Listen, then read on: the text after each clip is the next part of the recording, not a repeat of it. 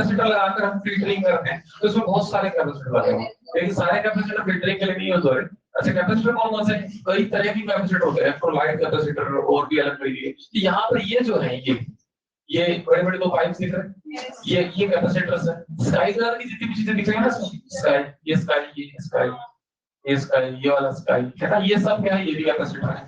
ठीक है, फिर उसके बाद कॉइल्स, इंडक्टर सुना, इंडक्टर मतलब कॉइल बोलते हैं इसको। ये दो इयरिंग्स दिख रही है, ये दिख रही है दो इयरिंग्स, यस, अरे ये दिख रहा है दो, ये इयरिंग्स नहीं है, ये कॉइल है, इंडक्टर। इतने में कुछ वैसे, हाँ अभी दिख रहा है ना। तो ये इसमें ये वाले जो है ये डायोड्स, ठीक है, तीन दिख रहे हैं, हालांकि चार थे, यहाँ पर एक निकल गया। तो ये चार मिलकर के क्या बना रहे हैं, ब्रिज रेक्टिफायर। बताया था आपको ब्रिज रेक्टिफायर। ब्रिज रेक्टिफायर अभी भी देखो बहुत कॉमन यूज होने वाला एक स्ट्रक्चर है, जिसका यूज किया जाता है इसके लिए, एसी को डीसी में, पल्सेटेड डीसी में कन्वर्ट करने के लिए।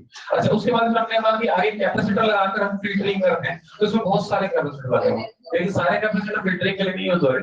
अच्छा, कैपेसिटर कौन से कई तरह की कैपेसिटर होते हैं, इलेक्ट्रोलाइट कैपेसिटर और भी अलग तरीके के। यहाँ पर ये जो है ये बड़े बड़े दो पाइप दिख रहे हैं, ये कैपेसिटर्स है। स्काई कलर की जितनी भी चीजें दिख रही है ना, स्काई, ये स्काई, ये स्काई, ये स्काई, ये वाला स्काई है ना, ये सब क्या है, ये भी कैपेसिटर है। ठीक है, फिर उसके बाद कॉइल्स, इंडक्टर सुना, इंडक्टर मतलब कॉइल बोलते हैं इसको।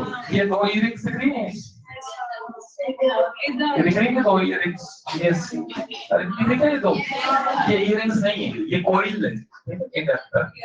इतने में कुछ वैसे, ठीक है। और ये जो जुड़ा हुआ ये तो लिपस्टिक है, इसके नीचे जो है दो ट्रांजिस्टर जुड़े होते हैं, वो भी दिखेंगे आपको। और रजिस्टर देखना चाहते हो, रजिस्टर अपन कलर कोडिंग पढ़ते हैं ना, रजिस्टर कलर कोडिंग, तो चार कलर्स होते हैं, अभी पढ़ा नहीं होगा आपने, तो रजिस्टर दिखाता हूँ आपको। इसमें ये रहा, अगर ये थोड़ा बीच में लगा हुआ है, ये लगा ग्रे से कलर का लगा हुआ है, ग्रे, जिसके ऊपर चार कलर की जो है लाइंस दिख रही है, चार कलर लाइंस। तो चार कलर लाइंस कलर कोडिंग से हम इसका रजिस्टेंस भी निकाल सकते हैं। ठीक है, अगर करंट पढ़ रहे हो तो मैं इसका रजिस्टेंस निकाल के बताता आपको।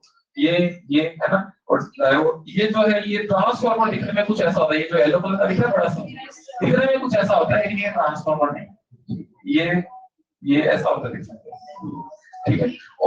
और क्या लगा इसमें, और तो कुछ नहीं, और बाकी ये दो आईसी इसमें मतलब नहीं, बाकी कनेक्टर्स, ठीक है। तो मेन हर सर्किट के बेसिक एलिमेंट क्या क्या होते हैं, रेजिस्टेंस, कैपेसिटर और इंडक्टर। तो किसी भी सर्किट के बेसिक एलिमेंट होते हैं जिसका बहुत वाइड यूज होता है, एक्सेप्ट दिस, आप ये देख रहे हैं डायोड्स, सेमीकंडक्टर, ठीक है। और ये जो आईसी है, ये दो आईसी दिख रही है आपको, अगर देख रही है दो छोटी छोटी दो इम्पीडेंस दिख रहे हैं, ये दो छोटे छोटे हाथ डालो, तो हाथ डालो तो बताओ कौन सा, ये तो आईसी है, ठीक है। आईसी आप तो उसमें मोबाइल पे डालना आईसी गूगल पे, तो आईसी दिख जाएगी, तो ठीक है। तो आईसी जो प्रोसेसर होता है आपका, माइक्रो प्रोसेसर होता है, क्या क्या प्रोसेसर, अरे मोबाइल खरीदने जाते तो प्रोसेसर नहीं पूछते क्या, लैपटॉप खरीदने जाते तो प्रोसेसर नहीं पूछते क्या कि ये कौन सा प्रोसेसर है, i5 है, i3, तो ये प्रोसेसर एक आईसी होती है, ठीक है। बस ये तो जो कि कंप्यूटर का दिमाग कहा जाता है, कंप्यूटर का दिमाग कहा जाता है सीपीयू। तो सीपीयू तो वो जो डब्बा सा है, उस डब्बे को थोड़ा दिमाग कहते हैं, डब्बे के अंदर जो आईसी लगी है सीपीयू, उसको बोलते हैं प्रोसेसर को, उसका ब्रेन, ठीक है। चलिए, तो अब हम बात कर रहे हैं मेन अपना जीरो डायोड। जीरो डायोड में हमने क्या पढ़ा, ये इससे पहले हमने क्या लिखा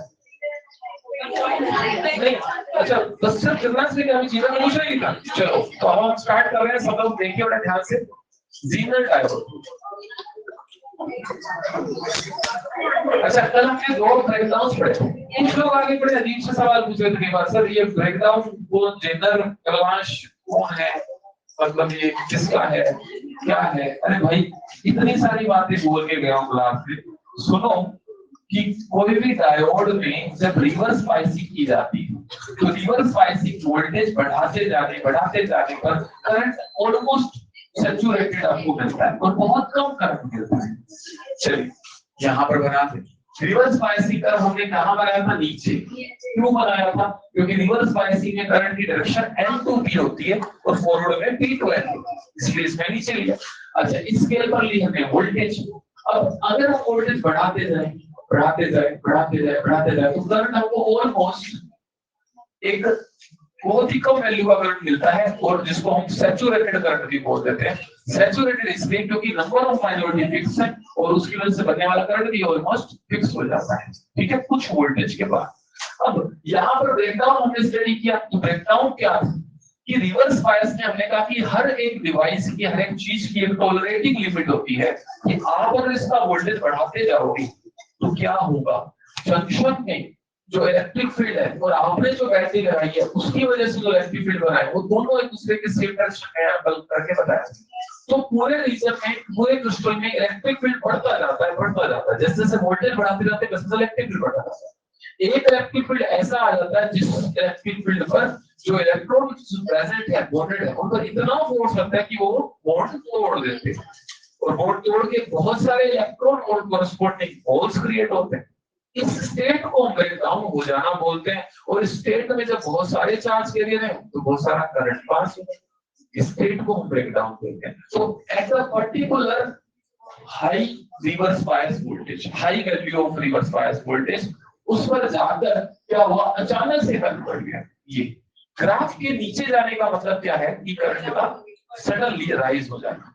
अच्छा, अब क्या ये पर्टिकुलर वोल्टेज पर हुआ है? हाँ, इस वोल्टेज को हम ब्रेकडाउन वोल्टेज बोलते हैं।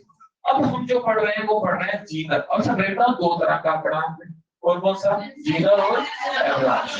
अब ये दो प्रोसेस है, दोनों प्रोसेस में काम एक ही हो रहा है कि चार्ज कैरियर्स का नंबर बहुत अचानक से बढ़ रहा है, लेकिन जीनर वाले प्रोसेस में कम वोल्टेज पर ये प्रोसेस हो रहा है, और कम वोल्टेज पर आपका जो प्रोसेस हो रहा है उसमें जो है डायोड सेफ रह रहा है, जबकि एवलांच वाले में, और उसका कारण क्या है, जीनर में इलेक्ट्रिक फील्ड होगी, जबकि एवलांच में हमने कहा कि वो हाई वोल्टेज पर जाकर ऐसा ब्रेकडाउन हुआ। क्यों होगा, उसके लिए बता दें कि डिप्लेशन लेयर जिसकी ज्यादा है उसमें ब्रेकडाउन वोल्टेज भी ज्यादा लगानी पड़ेगी, जिसमें डिप्लेशन लेयर की विड्थ कम है उसमें ब्रेकडाउन वोल्टेज भी कम से ही काम हो जाएगा। तो कम वोल्टेज पर कौन सा हो रहा है, जीनर, ज्यादा पर कौन सा हो रहा है, एवलांच। और जब ज्यादा वोल्टेज पर ब्रेकडाउन हुआ यानी इलेक्ट्रॉन होल फ्री हुए, तो ज्यादा वोल्टेज लगाने से जो इलेक्ट्रॉन फ्री हुए काइनेटिक एनर्जी भी ज्यादा मिलेगी। एक फॉर्मूला बताया था कि अगर 10 वोल्ट लगाया जा रहा है एक इलेक्ट्रॉन को तो उससे उसको 10 इलेक्ट्रॉन वोल्ट मिलता है। तो अगर 100 लगाएंगे तो 100, तो बेसिकली एवलांच वाला केस 100 वाला है, आप मानिए, जीनर वाला केस 10 वाला है। तो जब 100 electron volt energy avalanche breakdown में हर इलेक्ट्रॉन को मिली, तो उस जब इलेक्ट्रॉन को मिली तो वो इलेक्ट्रॉन इतना तेजी से दौड़ने लगा, 100 ज्यादा है 10 कम है, तो वो तेजी से दौड़ता हुआ इलेक्ट्रॉन जो है एक बॉन्ड से जाकर टकराएगा, बॉन्ड से जाकर टकराएगा तो ये दूसरा इलेक्ट्रॉन से टकराएगा जो बॉन्डेड है, और उससे टकरा के क्या होगा, उसको भी तोड़ ले जाएगा, फ्री कर देगा। इस तरह से क्या होगा, 2 से 4, 4 से 8, इस तरह से चैन रिएक्शन स्टार्ट हो जाती है, और अनकंट्रोल्ड मेथड में करंट का फ्लो होता है, हीट डिसिपेट होती है, और डायोड परमानेंटली खराब हो जाता है। ये एवलांच है। But in the Zener process, in the Zener diode process, आपका सिर्फ high electric field at the junction जो आया उसकी वजह से बॉन्ड टूटे, करंट बढ़ा। लेकिन अगर आप वोल्टेज को वापस घटा देते हैं तो इलेक्ट्रिक फील्ड भी घट जाएगा, और जो चार्ज का नंबर है वो वापस कंट्रोल हो जाएगा, और करंट कंट्रोल हो जाएगा। This is the safe state. इस जीनर ब्रेकडाउन पर बेस्ड हम डिवाइस पढ़ रहे हैं जिसको हम बोलते हैं क्या, जीनर डायोड। और अब हम चाहते हैं कि ब्रेकडाउन किस कैटेगरी का हो, जीनर हो या एवलांच हो। अगर हम चाहते हैं मल्टीपल यूज करना, बार बार यूज करना ब्रेकडाउन, तो जीनर ही करना पड़ेगा, बिकॉज़ इन एवलांच एक बार करते ही खराब हो जाएगा। सो हम जीनर डायोड में क्या करते हैं, जीनर ब्रेकडाउन होने के लिए मैं दोबारा उसको बताना, एक डायोड की डोपिंग ज्यादा है कौन सा ब्रेकडाउन होगा, अगर डिप्लेशन लेयर की विड्थ ज्यादा है कौन सा होगा, डोपिंग अगर कम है तो कौन सा होगा, सिर्फ इलेक्ट्रिक फील्ड की वजह से कौन सा होगा, electric field and chain reaction की वजह से कौन सा होगा, डायोड खराब किसमें हो जाएगा, सेफ किसमें रहेगा। बस ये बहुत सारे पॉइंट्स हैं, आपको पता हो, इससे थ्योरेटिकल क्वेश्चन आपका आराम से होगा। उसके बाद जीनर डायोड में हम चाहते हैं अगर ब्रेकडाउन जीनर हो तो उसके लिए डोपिंग क्या करनी पड़ेगी। तो जीनर डायोड कोई खास डायोड नहीं है, बस इस डायोड में हम डोपिंग थोड़ी सी ज्यादा कर देते हैं, नॉर्मल डायोड से थोड़ी ज्यादा डोपिंग कर देते हैं, तो हमें बोलते हैं जीरो डायोड होगा। ठीक है, और जीरो डायोड का सिंबल देखो, ये सिंबल है जीरो डायोड का, जिसमें एक जेड शेप आपको छिपी हुई दिख रही है ना। और वीजेड क्या है, इसके ऊपर एक VZ, VZ is the Zener voltage, Zener या ब्रेक डाउन वोल्टेज। मान लो आप मार्केट जाके बोलते हो कि मुझे जीनर डायोड लेना है, तो पूछेगा कितने वोल्टेज का, तो आप उसको बताओगे मुझे 25 वोल्ट का जीनर डायोड लेना है, इसका मतलब 25 वोल्ट उसका क्या है, ब्रेक डाउन पॉइंट है, ब्रेक डाउन वोल्टेज। ठीक है, नाउ इसके बाद कर्व आप देख ही देखिए। अब जीनर डायोड का इस्तेमाल क्या है, हम तो उसकी बात करें। जीनर डायोड का हम यूज करेंगे वोल्टेज स्टेबलाइजर सर्किट, बहुत प्रैक्टिकल, आप सबको पता है।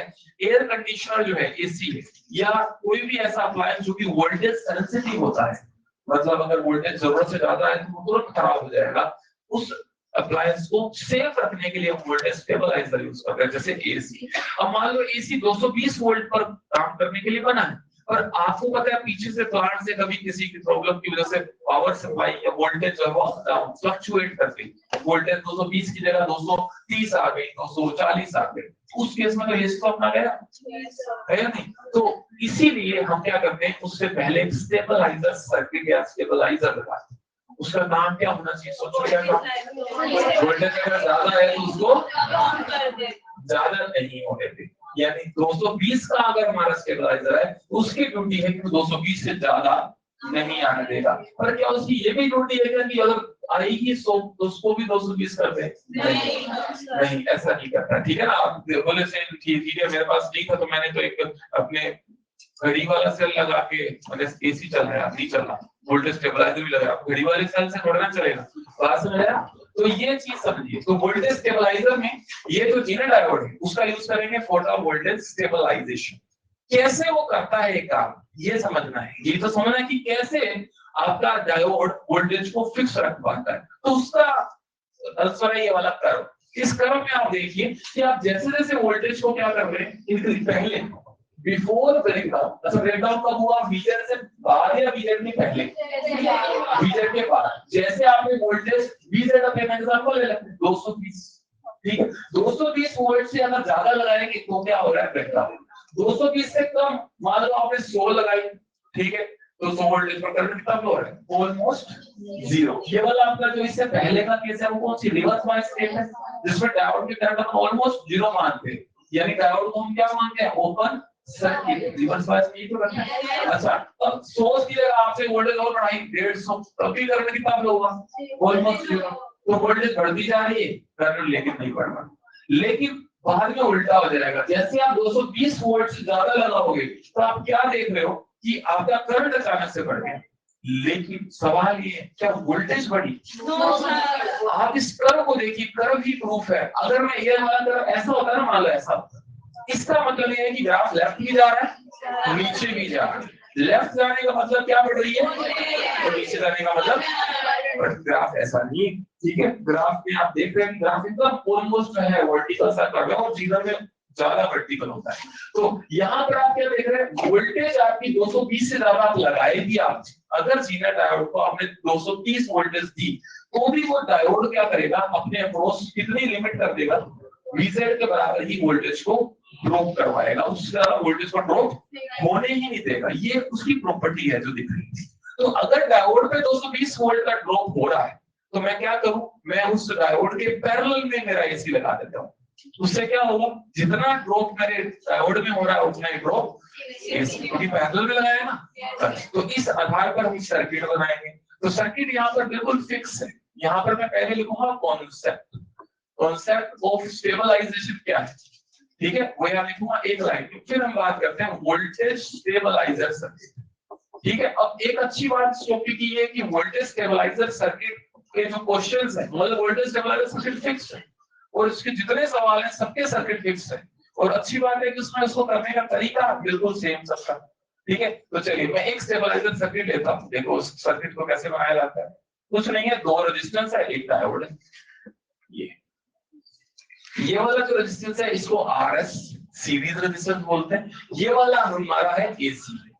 मैं आपको बार बार बोलता हूँ लोड रेजिस्टेंस क्या है, आप जिसको करंट दे रहे हैं, जिसको सप्लाई दे रहे हैं, जिसको आउटपुट मिल रहा है। सो ये RL आपका लोड रेजिस्टेंस है, लेकिन ये आप कह सकते हो कि आपका AC जो आपने किसके पैरेलल जोड़ा है, जीनर डायोड के पैरेलल जोड़ा है कि जोड़ा है, जोड़ा। और दूसरी बात, जीनर डायोड को किस बायस में यूज करेंगे, फॉरवर्ड में या रिवर्स में? ऑब्वियस सी बात है यार, जब आप ब्रेकडाउन का कॉन्सेप्ट का इस्तेमाल कर रहे हैं तो ब्रेकडाउन फॉरवर्ड में होगा कि रिवर्स में?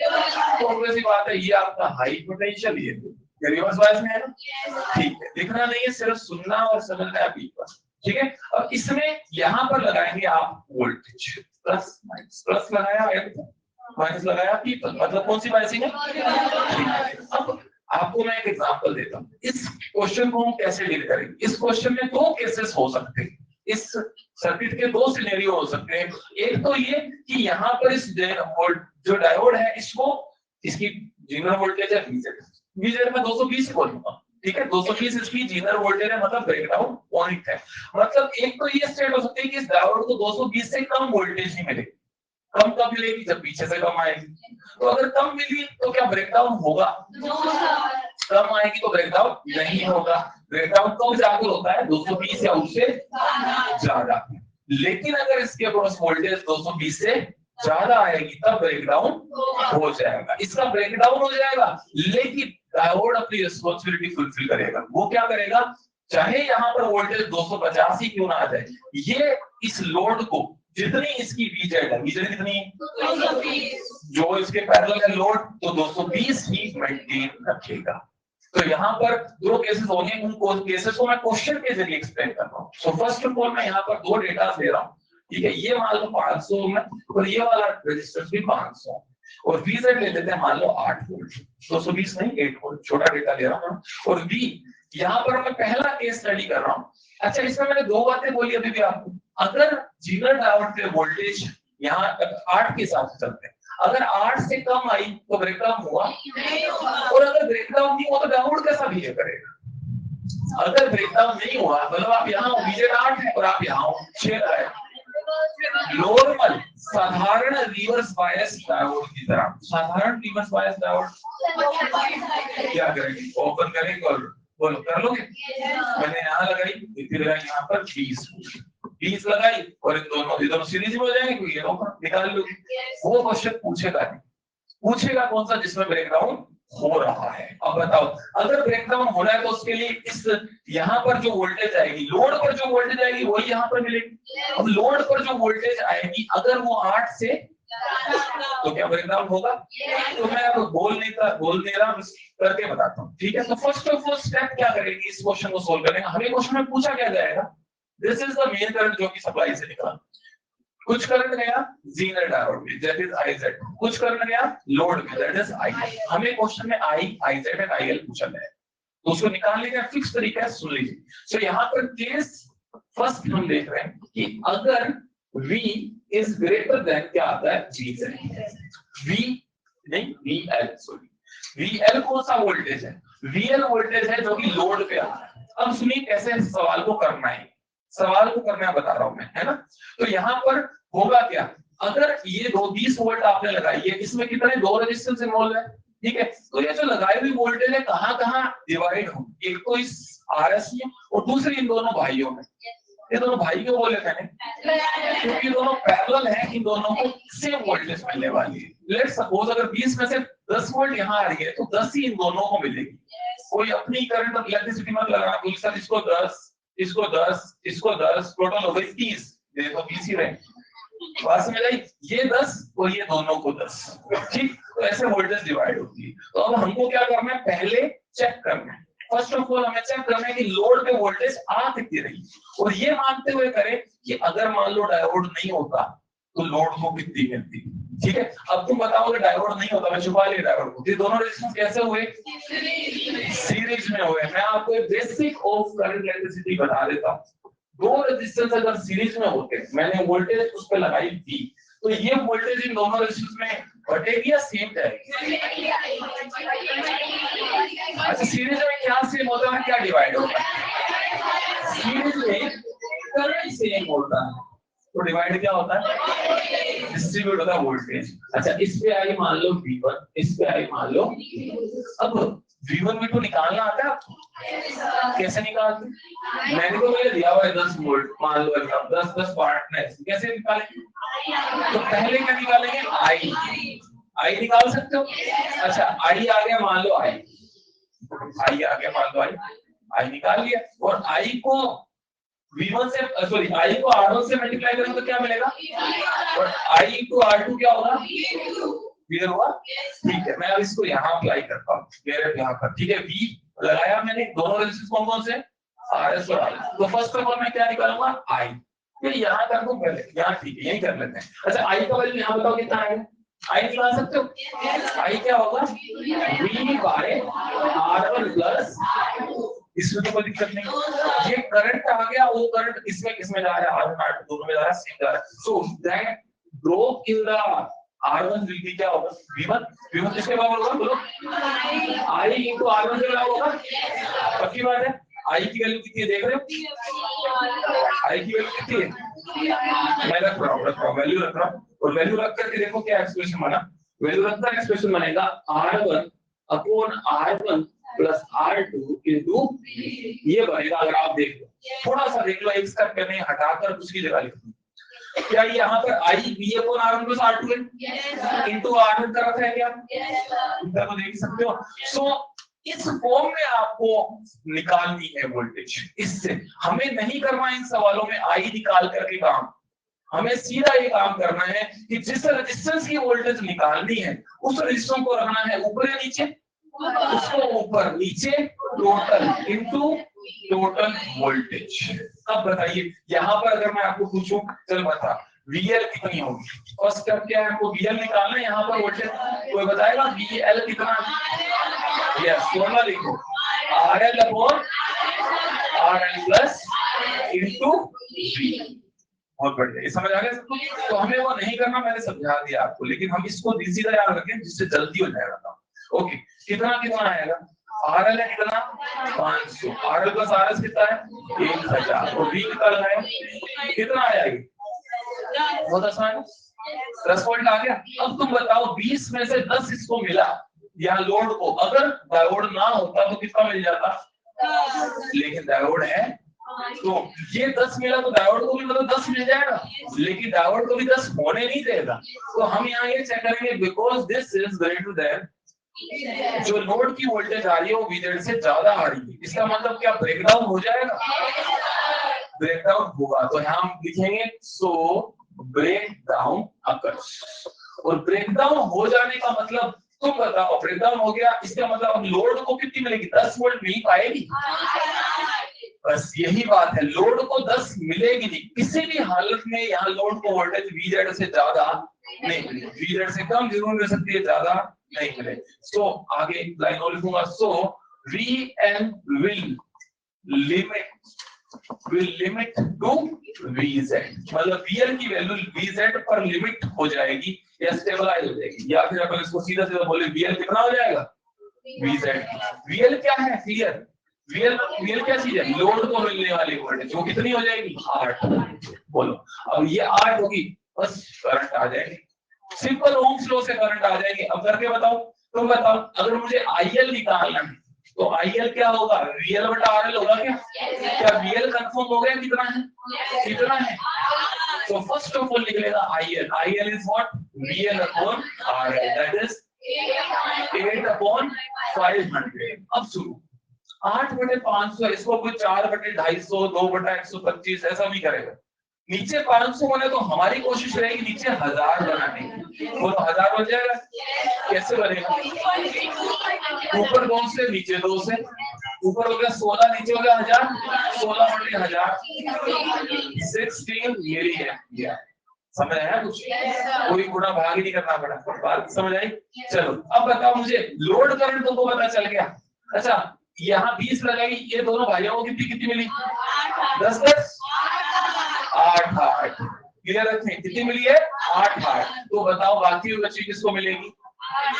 20 में से 8 इसको मिली तो RS को मिल जाएगी 12 वोल्ट। तो बोलो क्या I आ जाएगा? फिर से ओम्स लॉ लगाओ, I बराबर क्या होगा? V minus VL upon RS। कितना होगा? बोलो 12/500। बोलो 12/500। 24/1000 यानी 24 मिली एम्पियर। सवाल हो चुका है। 24 पीछे से आया, लोड में कितना गया? 24 पीछे से आया, लोड में कितना गया?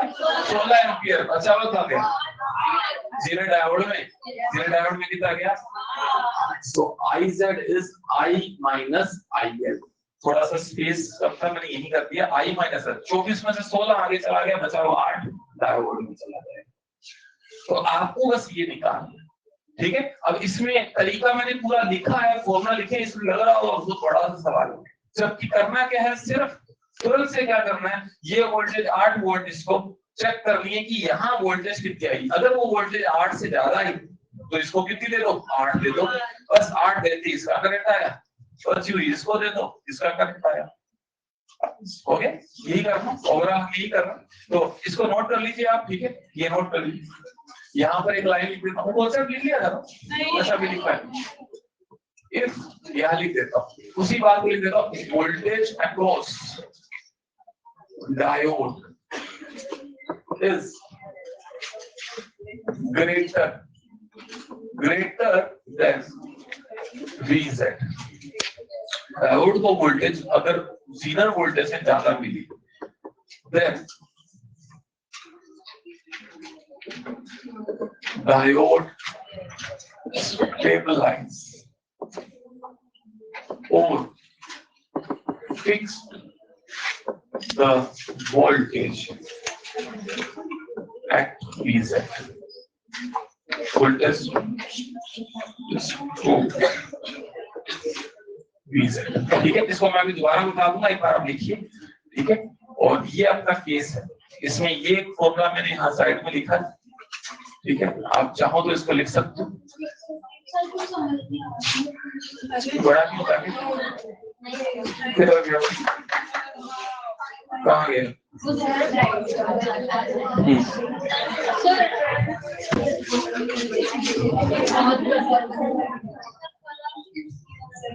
ये लिखो पहले, कितना लिखो पहले? छोटा ही ठीक है, एग्जिट कर दीजिए सर। थोड़ा सा छोटा करते हैं। अरे क्या हो गया, इतनी तकलीफ क्यों हो रही है तुमको?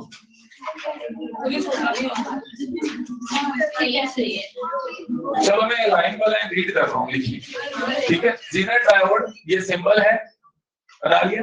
कॉन्सेप्ट में क्या लिखा है, कॉन्सेप्ट लिखिए सब। If the voltage across the diode is, concept में लिखिए सब लोग, if the voltage across the diode is greater than VZ,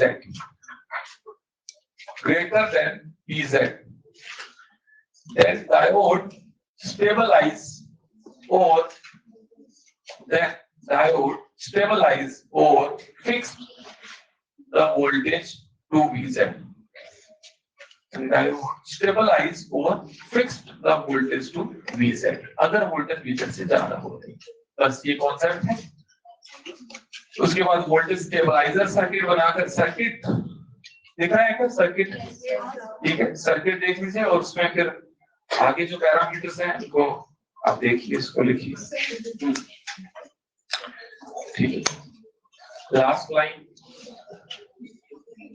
ठीक है। और अगर ये नहीं लिखा जा रहा तो कोई बात नहीं, मत लिखो। अगले क्वेश्चन में सेम स्टेप्स 2 बार आपको रिपीट करने हैं, 2 सवाल और करने हैं, 3 कर लेंगे, ठीक है। उसमें सेम स्टेप रिपीट कर देंगे, ठीक है।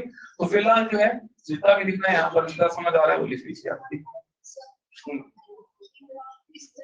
हाँ, इस तरह से ऑलमोस्ट वर्टिकल, ठीक है। अगर आपका ये डेटा इस तरह से कम जाने का मतलब है कि आपकी वोल्टेज भी थोड़ी फ्लक्चुएट कर रही, बढ़ रही। बनाया था केस फर्स्ट ये वाला है, ठीक है ना, ये आपको बेसिक बताया था, ठीक है। 2 रेजिस्टेंस में वोल्टेज को डिवाइड कैसे किया जाता है, फिर इसको लिख लीजिए, फटाफट से लिख लीजिए, जितना इसको समझ आ रहा है लिख लीजिए, कोई बात नहीं, ठीक है। और फिर मैं अगले क्वेश्चन में सेम स्टेप्स रिपीट कर रहा हूँ, सेम दोबारा से डिफरेंट डेटा लेकर के इसी क्वेश्चन को कर रहे हैं, ठीक है।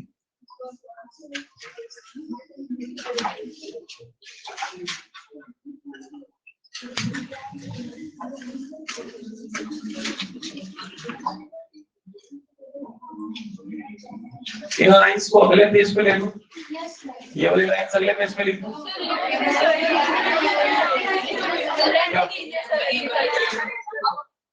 समझ आ रहा है तो करो, फिर जल्दी से लिखो।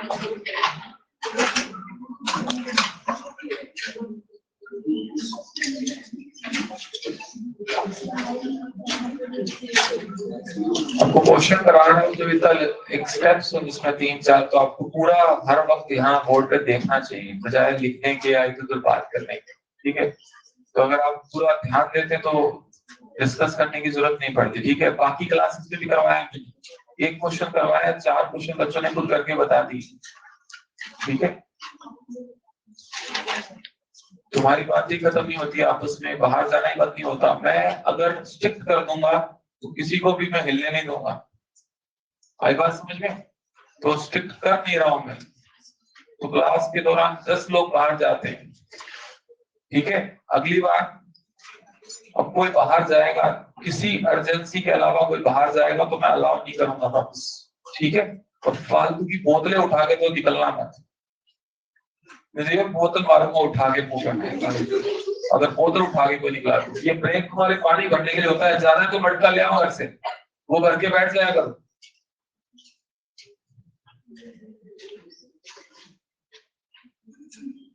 बोतल उठा के निकल जाते हैं।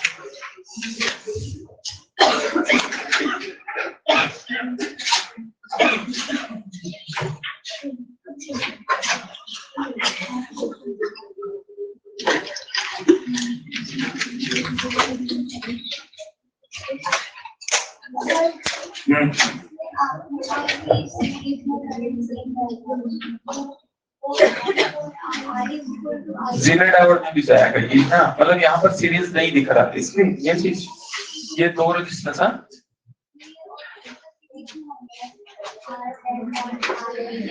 देखो क्या है यहाँ पर, एक बार हम डायोड को एब्सेंट मानते हुए इन दोनों रेजिस्टेंस में जैसे आरएल पे वोल्टेज फाइंड करते हैं कि इसमें अगर ये अकेले होते, अगर डायोड एब्सेंट होता तो उस केस में यहाँ वोल्टेज कितनी आती है, हमने चेक किया। अगर ये एब्सेंट होता तो दोनों सीरीज में होते और उस केस में वोल्टेज कितनी आती, 10 आती। और क्योंकि 10 VZ उससे VZ से ज्यादा है, इसका मतलब ये हुआ कि अब डायोड तो प्रेजेंट है ना, डायोड एब्सेंट नहीं है। इसका मतलब ये हुआ कि अगर यहाँ सिर्फ रजिस्टर पे डायोड नहीं होता तब तो 10 आती, पर डायोड प्रेजेंट है और डायोड में 10 वोल्ट का ब्रेकडाउन हो जाएगा, तो डायोड 10 आने ही नहीं देगा। अपन ये सोचने के बाद कि 10 आएगी तो वो घट के फिर 8 हो जाएगी, नहीं, वो 20 में से 8 ही आने देगा, 8 से ऊपर जाने ही नहीं देगा। पर ये हमारा एक अप्रोच है, एक तरीका है कि यहाँ वोल्टेज निकाल के चेक करना कि ये 8 से ज्यादा आ रही है या नहीं। अगर 8 से ज्यादा आ रही है यानी VZ से ज्यादा आ रही है तो इसका मतलब ब्रेकडाउन हो गया। ब्रेकडाउन होने का मतलब यहाँ अब कितनी आएगी, 8 ही आएगी VZ। और अगर 20 में से 8 ही दोनों पे आएगी तो बची हुई 12 इसको मिलेगी। बस इसको 8 के हिसाब से करंट निकाल लिया, इसका 12 के हिसाब से करंट निकाल, 2 स्टेप्स आगे लिखे लास्ट।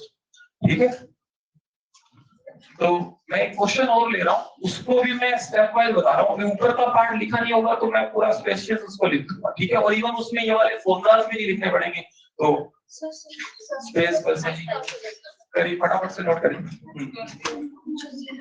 अभी मैं एक क्वेश्चन और ले रहा हूँ, उसमें अपन डिस्कस करते हैं। हाँ,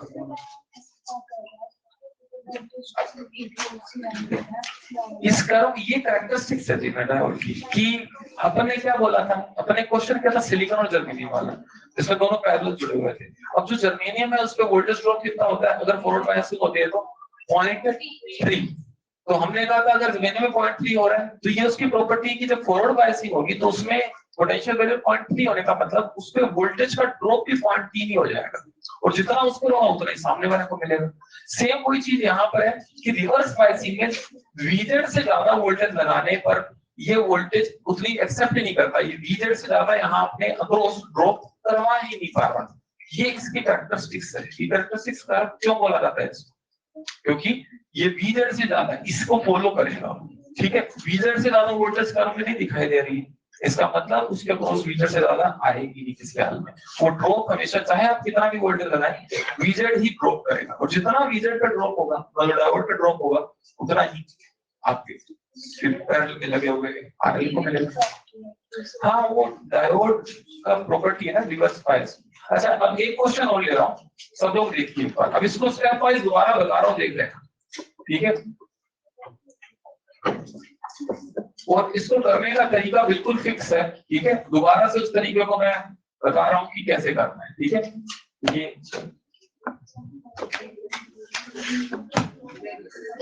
5 kilo ohm, 10 kilo ohm, 50 volt and 120 volt. अब देख लीजिए बिल्कुल वैसा सर्किट मैंने दोबारा बनाया है। ठीक है, सिर्फ फर्क किस चीज का है, डेटा से। ठीक है, तो मैंने क्या बोला, फर्स्ट इस स्टेप से शुरुआत करेंगे। मैं इसकी शॉर्ट ट्रिक भी बताऊंगा आपको, लेकिन वो शॉर्ट ट्रिक नहीं, बेसिकली वो टाइम डिस्टेंस के केस में आपको अप्लाई करनी है। टाइम आपके अगर पेपर में टाइम बहुत कम बचता है तब आपके पास अगर 30 सेकंड बचते हैं और आपको एक क्वेश्चन करना है तो फिर 10 सेकंड में आप इसको कैसे कर लेंगे वो भी बताऊंगा। ठीक है, तो फर्स्ट ऑफ ऑल अप्रोच से चलते हैं। ये हमारा कौन है, लोड रेजिस्टेंस। ठीक है, ये नाम लिखा ताकि थोड़ा सा पहले वाले से रिलेट कर पाओ। This is RS। ठीक है, मुझे क्या करना होगा, सबसे पहले आप बताइए 120 वोल्ट जो है वो इन दोनों में डिवाइड होती है, तो मुझे सबसे पहले काम क्या करना है, इस लोड के अक्रॉस वोल्टेज निकालनी, ये मानते हुए कि अगर ये एब्सेंट हो, अब मानते हुए हो रहे वो सब कहानियां है, हमें इसके लिए फॉर्मूला लगाना है VL। और VL कैसे निकालेंगे अभी बताया था, VL कैसे निकाली जाएगी, फॉर्मूला नहीं लिखूंगा मैं, RL upon RL plus RS, 10 plus 5 15 into applied voltage 120। तो ये 2/3 हुआ एंड ये आ गया आपका 80 वोल्ट। ठीक है, 80 वोल्ट आ गया। इसका मतलब अगर डायोड ना हो तो 80 आएगा, जबकि हमने 50 का डायोड लगाया है, इसका मतलब हमारा यहाँ पर जो सेफ्टी पॉइंट है वो 50 है। मतलब हमारा मकसद है कि इसको 50 से ज्यादा ना जाए। पर अगर ये डायोड नहीं होता तो यहाँ कितनी आ जाएगी, 80 आ जाएगी। लेकिन डायोड है तो ये 80 जाने ही नहीं देगा। अब लेकिन हमारा चेक करने का तरीका, अगर डायोड है तो 80 आती है और 80 का VZ से ज्यादा है तो हम क्या लिख देंगे, 100 क्या होगा, ब्रेक डाउन होगा तो क्या लोड को क्या होगा, 80 मिलेगी। तो मैं अब फिर अगली लाइन में क्या लिखूंगा, VL बराबर क्या हो जाएगा, सॉरी VL बराबर क्या हो जाएगा, VZ। VL हो जाएगा VZ। व्हाट इज VZ, तो लोड यानी उस 10 किलो ओम को 50 वोल्ट। बस सवाल यहाँ एक तरह से मेन पॉइंट सब खत्म हो गया, सवाल क्या ओम्स लॉ ही लगाने बाकी। ठीक है, ये वाला करंट I कहा था, ये वाला IZ और ये वाला IL। करंट 2-3 है लेकिन घबराने की क्या बात है, ओम्स लॉ तो लगा रहे हैं। ये IL कैसे निकलेगा, क्या इस रेजिस्टेंस का वोल्टेज और रेजिस्टेंस पता है, दो चीजें पता है तो तीसरी आ जाएगी IL। सो IL क्या होगा बोलो, IL क्या होगा, वोल्टेज कितनी है 50 अपॉन 10 किलो, कितना हुआ 5/1 किलो, 1 किलो मतलब 1000 क्या आया, 5 मिली आया। तो इस लोड को कितनी, इस लोड में कितना करंट होगा, 5 मिली। नाउ दूसरा स्टेप, हमें दूसरा करंट कौन सा निकलता है? इसको कितनी मिली? आउट ऑफ 120 इन दोनों भाइयों को 50 मिली, तो इसको कितनी मिली? 70 वोल्ट। 70 वोल्ट मिली। तो बताइए ये वाला करंट आई निकल जाएगा इसको। आई करंट कैसे निकलेगा? इसको वोल्टेज पता है, इसका रेजिस्टेंस पता है। वोल्टेज कितनी है? 70। रेजिस्टेंस कितना है? 5 किलो। बोलो कितना है? 14 मिलियन। 70 by 4 के 5 क्या होता है? 40। तो 14 मिलियन फिर पीछे से आया, उसमें से लोड में कितना गया? लोड में कितना गया? 5। भाई ये जो आई करंट है वो दो रास्तों में डिवाइड होगा कि नहीं होगा? तो बोलो आई जेड कितना लिखूं मैं? आई माइनस आई एल होगा कि नहीं होगा? आई में से आई एल कम कर दो, कितना है बोलो? सही है? 9 मिलियन। हाँ बोलो।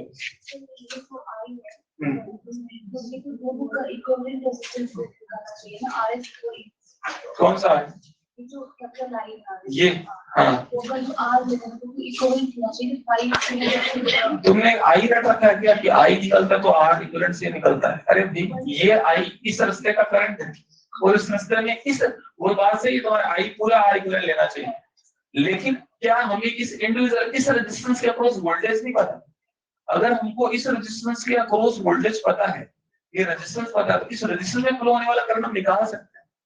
ठीक है, वो तरीका भी तुम करेंगे कि ठीक है हम इसको सबके आर को लें और फिर v बटा आर करें तो आइए आएगा। लेकिन इस रेजिस्टेंस के अक्रॉस वोल्टेज पता था, केस में फ्लो होने वाला करंट नहीं पता कर सकते हैं ना। और वो भी एक वो अप्रोच है, लेकिन उसमें हमको पूरे सर्किट का रेजिस्टेंस पता है, मुझे तो नहीं पता। इसमें डायोड नहीं है, डायोड का भी रेजिस्टेंस है, कहाँ पता है? तो कैसे करेंगे उस चीज को? इसी के लिए तो ये अप्रोच है कि आउट ऑफ 120 50 वोल्ट इन दोनों में ड्रॉप कीजिए। मैं क्या यहाँ इस आई को निकालने में 120 यूज कर रहा हूँ? तुम बताओ कितनी यूज कर रहा हूँ आई को निकालने में? कर रहा हूँ ना, 70 यूज कर रहा हूँ, और 70 किसको मिल रही है? तो इसमें से होने वाले करंट को मिल जाएगा। सीधा ओम्स लगा रहा हूँ, कुछ नहीं करना। ये 3 स्टेप्स करना है मेरे, ठीक है? नोट कर लीजिए, ये हो गया। अब आप देख लो आपसे होता है तो एक ईएलपी का क्वेश्चन मैं दे देता हूँ आपको, कर लीजिए, इसको नोट कर लीजिए, कर लीजिए, इसको हटा।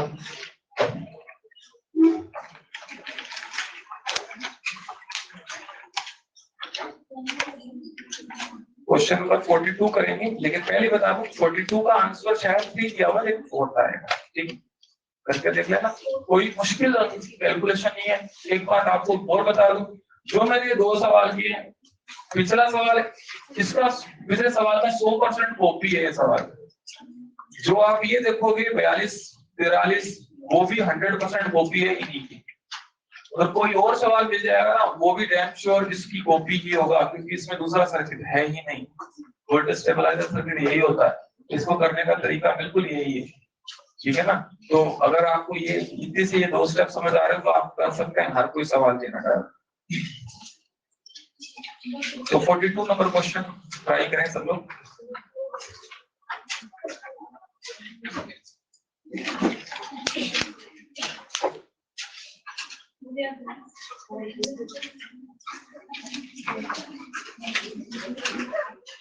तो बहुत जल्दी से भी कर सकते हैं इसको, बस कोई फॉर्मूला लिखने की जरूरत नहीं है, आप जिस पेपर में अटेम्प्ट करते हैं वैसे कर ले।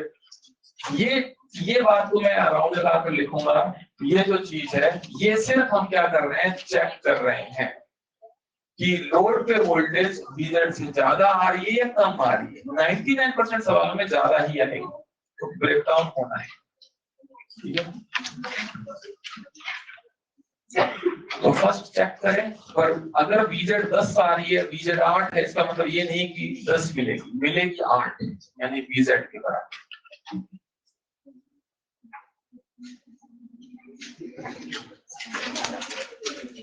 ये तो लिख लिया सबने?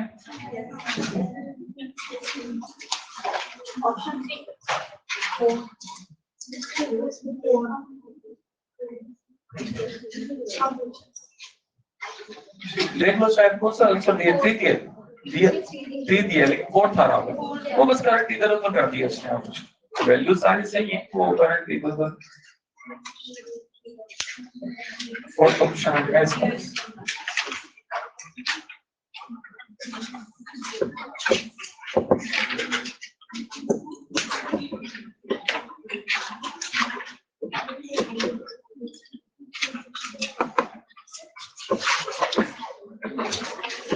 सर्किट बिल्कुल सेम है, कुछ भी डिफरेंस नहीं है सर्किट में,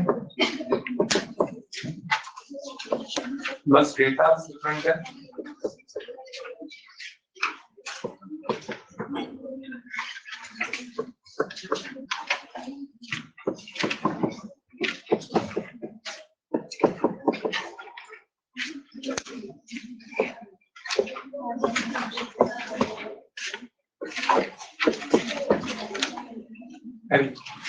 फर्स्ट ऑफ ऑल VL निकालिए, वही सेम तरीका, सेम पीछे वाले क्वेश्चन को देख के भी कर लेंगे ना तो भी आंसर आ जाएगा, ठीक है ना। VL चेक करिए, VL कितना आ रहा है।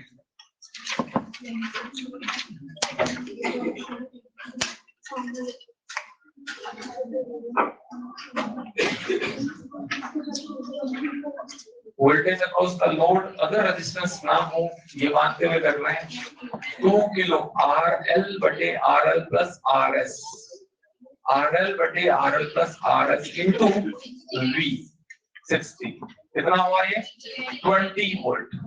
तो 20 वोल्ट आई VL, बट अगर VZ को से कंपेयर करें तो VZ से क्या आ रही है ज्यादा, VZ से ज्यादा है मतलब तो ब्रेकडाउन होगा, ब्रेकडाउन अगर और ब्रेकडाउन होगा तो क्या 20 मिल पाएगी, 20 मिलेंगे। सो VL इक्वल्स टू VZ हो जाएगा, दैट इज 10।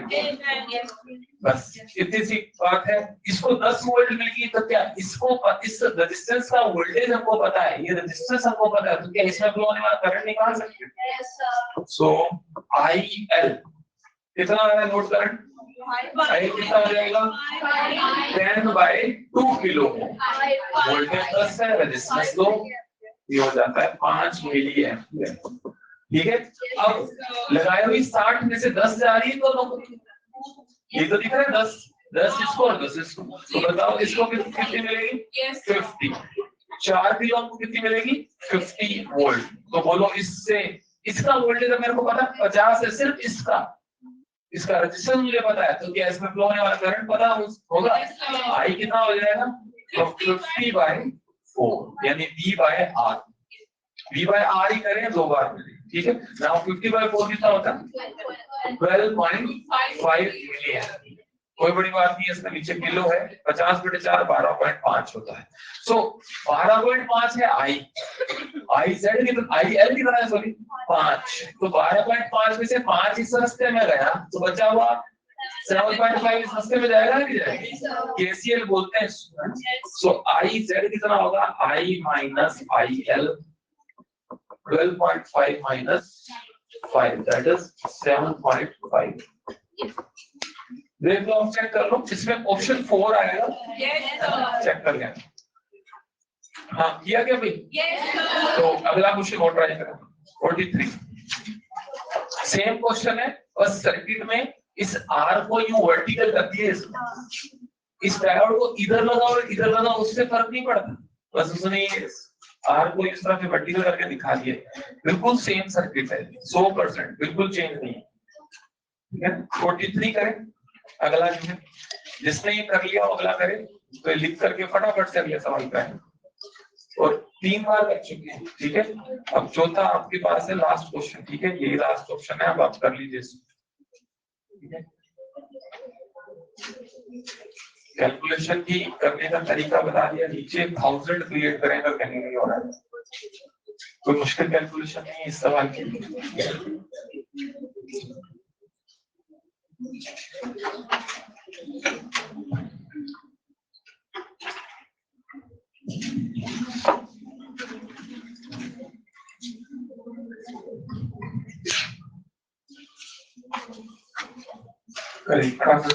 इसको नोट करके अगले सवाल पर आइए।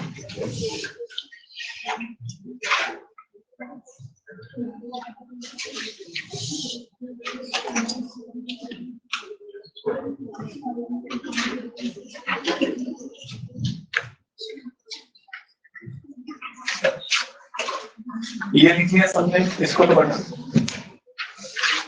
क्वेश्चन नंबर 40, मैं सिर्फ सर्किट बना रहा हूँ अभी, आप करते रहिए।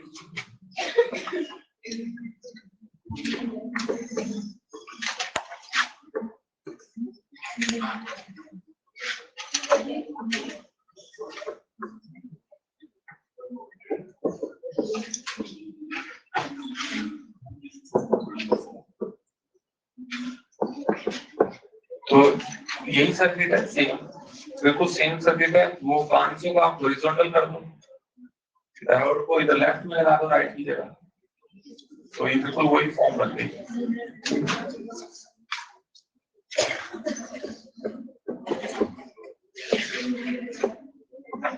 फर्स्ट चेक करना, चेक करिए, वीएल फाइंड करिए। लोड रेजिस्टेंस 1500, आरएस 500 है।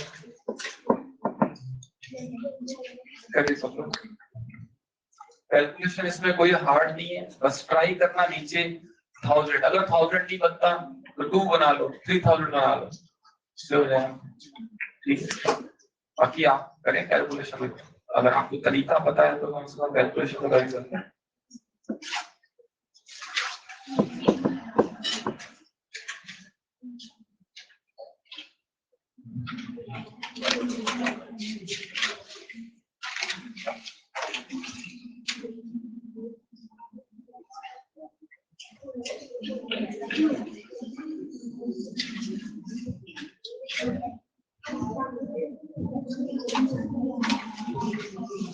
ब्रेकडाउन हो रहा है या नहीं हो रहा?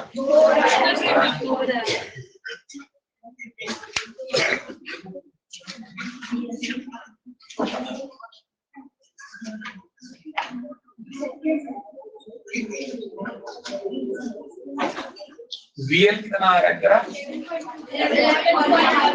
तो कैसे निकालते हैं? 1500 बटे 1500 प्लस 500, 2000 इंटू अप्लाइड 15। तो ये ऊपर 3 है, नीचे 4 है, 53 जा 45 बाय 4 कितना होता है? 11.25।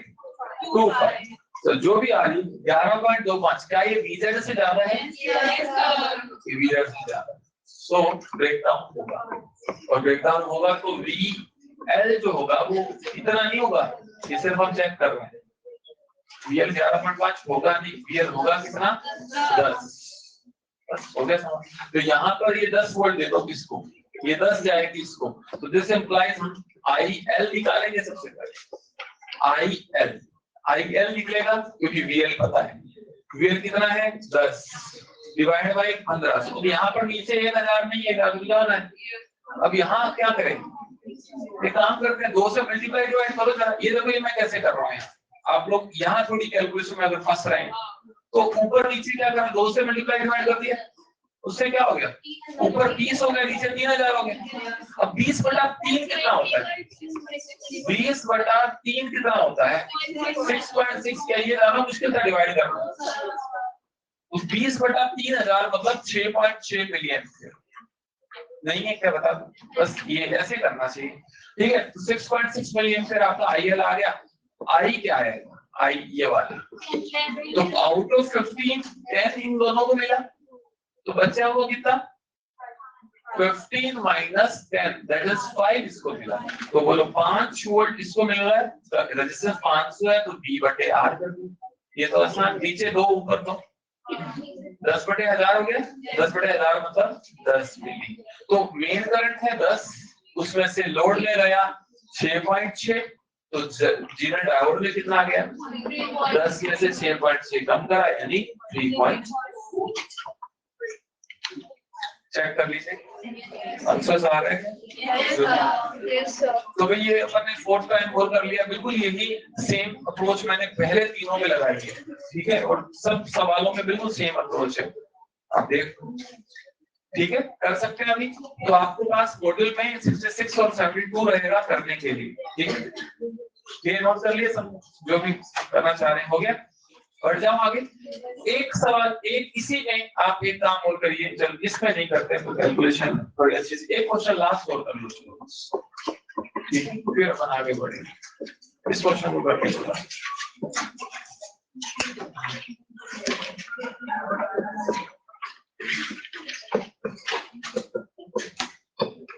500 1 सेकंड चेंज करना।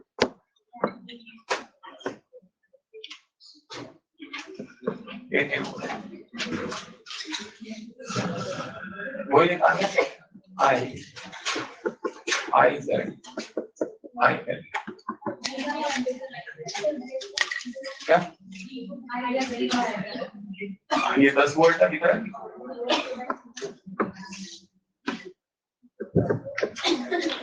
तो ये आपका केस फर्स्ट है, इसमें ब्रेकडाउन नहीं हो रहा होगा, देख लीजिए आप पहले चेक कर लीजिए, डीएल निकाल लीजिए,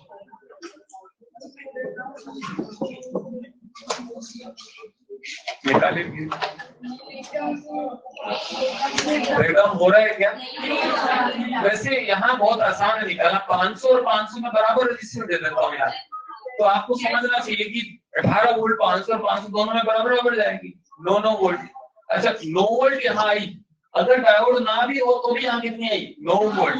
क्या वो बीजेड से ज्यादा है? बीजेड से कम है? तो चलो निकाल देते हैं। वीएल मेरा यहाँ पर आएगा, पूरा तरीके से निकालते हैं। 500 बाय 1000 into 80, ये कितना आया? 9। Now this is less than BZ. अब सुनो, ये एक केस है जिसमें सवाल आने का चांस बहुत कम है, लेकिन एक केस हो रही थी कि अगर आपकी यहाँ वोल्टेज जनरली पीछे से अगर 9 ही आ रही है, जबकि डायोड आपने 10 का लगा रखा है, ब्रेकडाउन कब जाकर होगा? जब 10 या 10 से ज्यादा मिलेगी, लेकिन ये कम है, नो ब्रेकडाउन। अब तुम बस इतनी सी बात बताओ, जब ब्रेकडाउन नहीं हुआ तो मैंने क्या बोला था, डायोड कैसा बिहेव करेगा? सिंपल। ये सो डायोड जो है नॉर्मल रिवर्स बायस डायोड की तरह बिहेव करें। Normal reverse bias diode, normal reverse bias diode में डायोड ओपन सर्किट हो जाएगा। तो मैं एक स्टेप और बना देता हूँ इसका, this is equivalent to this. Diode को मैं क्या कर दूं? Open circuit. बताओ ये कर सकते हो तुम? ये इसमें तो करंट निकाल सकते हो, इसलिए इस सवाल को ज्यादा प्रैक्टिस कराने की जरूरत नहीं है, ठीक है। इसमें आई और आईएल बराबर हो जाएगा, लेकिन आई जेड कितना आ जाएगा? भाई डायोड में तो करंट जाएगा नहीं ना, बिकॉज डायोड रिवर्स बायस्ड, ठीक है। अब इस केस में बताओ आई कितना होगा? आई बराबर आईएल बराबर निकाल सकते कितना आएगा? 18 और टोटल रेजिस्टेंस कितने हैं? दोनों सीरीज में हो गए ना, 18 बाय 1000 यानी 18, दोनों करंट बराबर होंगे क्योंकि जीरो में तो कोई जाएगा। तो ये केस बनता है, लेकिन इस केस पे चांसेस बहुत कम है। अब मैं जो आपको एक वो टाइम प्रेसेस वाला केस बता रहा था कि अगर आपके पास पेपर में मात्र 30 सेकंड बच रहे हो और ये सवाल आपको ये नहीं पिछला जैसे सवाल दिया हो, सवाल दिखने में तो ऐसे हुआ, लेकिन पक्की बात है 99% वो सवाल में ब्रेकडाउन हो रहा हो, क्योंकि मैंने कहा जैसे कि ये सवाल दे रहा है तो ब्रेकडाउन के लिए दे रहा है, ठीक है। तो तुम मुझे बात बताओ, एक रुक जाओ एक मिनट लिख लेना, इस सवाल में ब्रेकडाउन हो रहा है। तो इस केस में आपको पता है कि यार ये सवाल आए तो ब्रेकडाउन हो ही रहा होगा, ये मैं बोल रहा हूँ पूरा शॉर्ट ट्रिक नहीं है, ये सिर्फ टाइम अगर नहीं बचा तो एक ऑप्शन है, ठीक है। तो क्या करेंगे, हम बार बार चेक कर रहे थे कि यहाँ पर वोल्टेज अगर 10 से ज्यादा बीजेड से ज्यादा है तो ही ब्रेकडाउन हो रहा है, और तभी अपन क्या करेंगे 10 वोल्ट इसको दे देंगे। तो इस केस में हम बिना चेक किए आगे बढ़ते हैं, क्योंकि प्रोबेबिलिटी इसी चीज की है कि वो ब्रेकडाउन वाला केस है। तो मतलब आप 10 वोल्ट सीधा इसको दे दो, बस एक स्टेप आपका बच गया। बीजेड कितना है 10, इसको दे दो 10 वोल्ट, 10/1500 करो, यानी आप सीधा किस स्टेप पर आ रहे हैं? इस स्टेप। बस 10/1500 करके ये वाला करंट निकालो, 15 में से 10 इसको गई, बची 5 इसको दो, 5/500 करके ये वाला करंट निकालो। सवाल सो ये आराम से 20 सेकंड में आप कर लो, ये वो टाइम प्रोसेस में क्या। लेकिन अभी जितने भी सवाल करने सब में क्या करो, ये चेक करिए, अगर वोल्टेज बीएल बीजेड से ज्यादा आ रही है तभी ब्रेकडाउन होगा, ये लिख लीजिए, ठीक है। ये कर लिया सबने? कर लीजिए फटाफट। तो ये अपना पूरा हो गया जेनर डायोड। अब इसके बाद जो है अपना ऑप्टो इलेक्ट्रॉनिक्स डिवाइसेस है, ठीक है। ऑप्टो इलेक्ट्रॉनिक्स डिवाइसेस में 3 डिवाइसेस हमको पढ़नी है। फर्स्ट है एलईडी, एलईडी सुना है? Yes, light emitting diode. Second है फोटो डायोड और थर्ड है सोलर सेल। मैं इसको चेंज कर रहा हूं भाई, ठीक। चलिए, तो एलईडी के लिए मैं 1 मिनट आप लिख लीजिए साथ के साथ, इसका डायग्राम मैं बना देता हूँ। एलईडी, एलईडी का सिंबल बना रहा हूं पहले।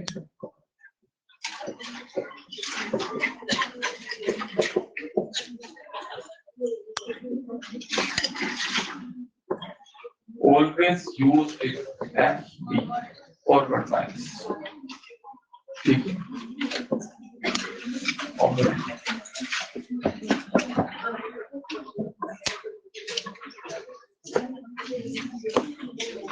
यहाँ इसका कॉन्सेप्ट ऑफ वर्किंग लिखा हुआ है।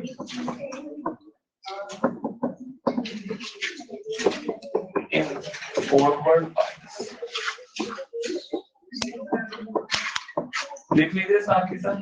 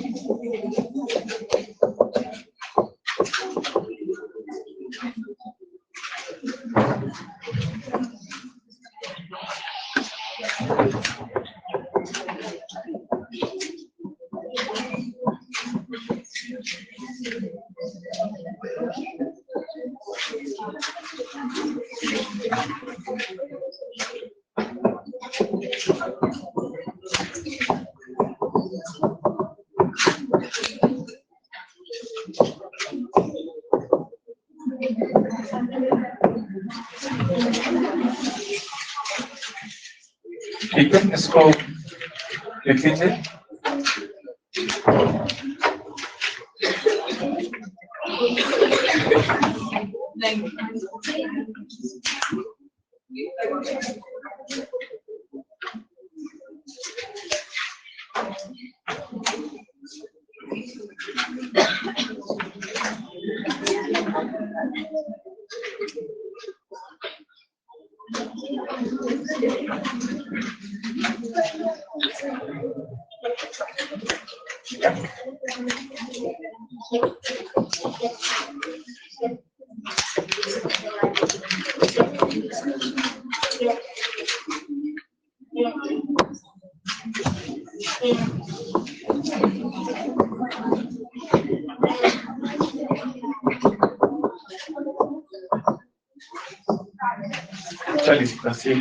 इसमें मैंने कॉन्सेप्ट को लैंग्वेज में लिख दिया है सारा है, तो ये बाद में हेल्प करेगा आपको रीड करके जो चीज मैं बताने जा रहा हूँ सेम चीज जो मैंने लिख दी है यहाँ पे।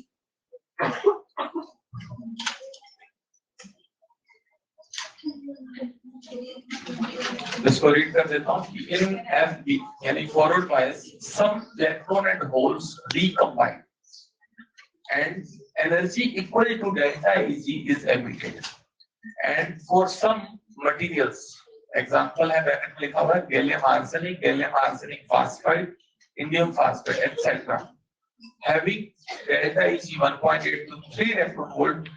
This energy is for that materials. This energy is in the form of light. तो ये बैंड गैप ये और ये कुछ एग्जांपल्स हमको पता होने चाहिए। हाँ, तो चलिए एक बार देखते हैं इसमें क्या है कि कोई भी डायोड जो होता है उसमें हमने फॉरवर्ड और रिवर्स दो स्टेट की बात करी। फॉरवर्ड बायसिंग में डायोड जो है उसमें आपने क्या देखा था, फॉरवर्ड बायसिंग में जो मेजॉरिटी चार्ज कैरियर्स हैं वो जंक्शन की ओर आते हैं या दूर जाते हैं? फॉरवर्ड बायसिंग में एक बार लगा के करके देख लेते हैं, भूल गए। ये P है, ये M है, ठीक है। इसमें अगर मैं P साइड प्लस और H साइड माइनस लगाऊं तो क्या होगा, P साइड में जो होल्स हैं वो इस प्लस पोलैरिटी से रिपेल होकर किधर जाएंगे, टुवर्ड्स द जंक्शन जाएंगे। ऐसे ही यहाँ वाले जो इलेक्ट्रॉन्स हैं वो टुवर्ड्स द जंक्शन जाएंगे, किससे, माइनस पोलैरिटी से रिपेल होकर। ये रफ डायग्राम इसको ही बना, ठीक है। तो मैं सिर्फ ये बता रहा हूँ कि जो फॉरवर्ड बायसिंग है उसमें मेजॉरिटी चार्ज के लिए टुवर्ड्स द जंक्शन आते हैं। अच्छा, कब तक आते रहते हैं? जब तक कि आपकी अप्लाइड वोल्टेज बैरियर से ज्यादा हो। अगर आपकी अप्लाइड वोल्टेज बैरियर से ज्यादा होगी तो क्या होगा, वो जंक्शन को क्रॉस करने शुरू कर देंगे दोनों तरफ से और करंट फ्लो होने लगेगा। यही होता है। अब मैं आपसे एक बात पूछता हूँ कि अगर एक तरफ से होल आ रहे हैं, एक तरफ से इलेक्ट्रॉन आ रहे हैं जंक्शन को क्रॉस करने के दौरान, क्या कुछ पोर्शन, कुछ सम पार्ट ऑफ होल और इलेक्ट्रॉन जो उनका रिकॉम्बिनेशन नहीं होता? रिकॉम्बिनेशन याद है? इलेक्ट्रॉन और होल दोनों आपस में जब मिल जाते हैं तो उसको रिकॉम्बिनेशन होना बोलते हैं। तो अब आप मुझे ये बताइए, जब रिकॉम्बिनेशन होगा तब एक एनर्जी का रोल अगर समझते हैं, एक इलेक्ट्रॉन और होल जब क्रिएट होता है तो उसके लिए हमें क्या अपने आप क्रिएट हो जाता है। किसी भी प्योर सिलिकॉन क्रिस्टल में एक इलेक्ट्रॉन फ्री कराने के लिए, एक होल बनाने के लिए क्या लगता है? एनर्जी। वो एनर्जी हम बोलते हैं टेम्परेचर बढ़ाते हैं तो मिल जाती। हम बोलते हैं कि टेम्परेचर बढ़ाने से क्या होता है, किसी भी सेमीकंडक्टर की कंडक्टिविटी बढ़ती है। क्यों बढ़ती है कंडक्टिविटी? क्योंकि टेम्परेचर बढ़ाने से ज्यादा इलेक्ट्रॉन होल पेयर क्रिएट होते हैं बॉन्ड टूटने की वजह से, है ना। तो सीधे सी बात है, इलेक्ट्रॉन को अगर तोड़ना है, बॉन्ड तोड़कर फ्री करना है तो उसके लिए एनर्जी लगेगी। अच्छा, इसी को दूसरे टर्म्स में, लैंग्वेज में मैं ये बोलूंगा कि अगर इलेक्ट्रॉन को वैलेंस बैंड से कहां पहुंचाना है? कंडक्शन बैंड में। इसका मतलब इसको बॉन्ड को तोड़ना हुआ क्या? यस। अगर इलेक्ट्रॉन वैलेंस बैंड में मतलब बॉन्डेड है और अगर हमने एनर्जी देकर उसको वैलेंस बैंड से कंडक्शन बैंड में पहुंचा दी तो क्या हो गया? कंडक्शन बैंड में जाकर फ्री हो गया और पीछे क्या क्रिएट हुआ? एक होल। तो इलेक्ट्रॉन होल क्रिएट करने के लिए एनर्जी लगती है। अब यहाँ क्या हो रहा है? यहाँ उल्टा हो रहा है। फॉरवर्ड बायसिंग में क्या हो रहा है? इलेक्ट्रॉन और होल आपस में क्या हो रहे हैं? रिकंबाइन हो रहे हैं। तो ये प्रोसेस यूं नहीं होगा, उल्टा होगा। यहाँ ऑलरेडी क्या है? एक होल है और इलेक्ट्रॉन्स कंडक्शन बैंड में प्रेजेंट है। तो बेसिकली इलेक्ट्रॉन जब होल से रिकंबाइन होगा, ये इलेक्ट्रॉन मतलब कहां से कहां आ रहा है? सीबी से बीबी में आ रहा है, बॉन्ड दोबारा फॉर्म हो रहा है। तो बिल्कुल उल्टा नहीं होना चाहिए। पहले हमने दी थी एनर्जी, अब हमको मिलनी नहीं चाहिए क्या? कितनी दी थी पहले? Delta E. अभी मिलेगी कितनी? Delta E. क्लियर है? तो यहाँ पर यही बात लिखी है कि फॉरवर्ड बायसिंग में क्या होगा? कुछ इलेक्ट्रॉन और होल क्या होंगे? Recombine and energy equals to कितनी निकलने वाली है? जब कंडक्शन बैंड से वैलेंस में तो कितनी एनर्जी निकलेगी? कितना गैप है? डेल्टा ईजी के बराबर एनर्जी रिलीज होगी। अब बात आती है कि कुछ मटेरियल ऐसे हैं जिनकी जो डेल्टा ईजी है उसकी कोरस्पोंडिंग वेवलेंथ जो है वो विजिबल लाइट में आती है। जैसे कौन कौन? गैलियम आर्सेनिक, फास्फाइड, गैलियम की जो भी फैमिली है, इन लोगों का एनर्जी बैंड गैप कितना है? मैंने याद हो गैलियम आर्सेनिक का 1.8 बताया भी था। तो जिन लोगों का भी एनर्जी बैंड गैप 1.8 से 3 है, इस एनर्जी की कोरस्पोंडिंग वेवलेंथ जो होगी वो विजिबल रेंज में होगी। और अगर सिलिकॉन और जर्मेनियम की बात करें तो सिलिकॉन का डेल्टा ईजी कितना था बताएं? सिलिकॉन का डेल्टा ईजी कितना?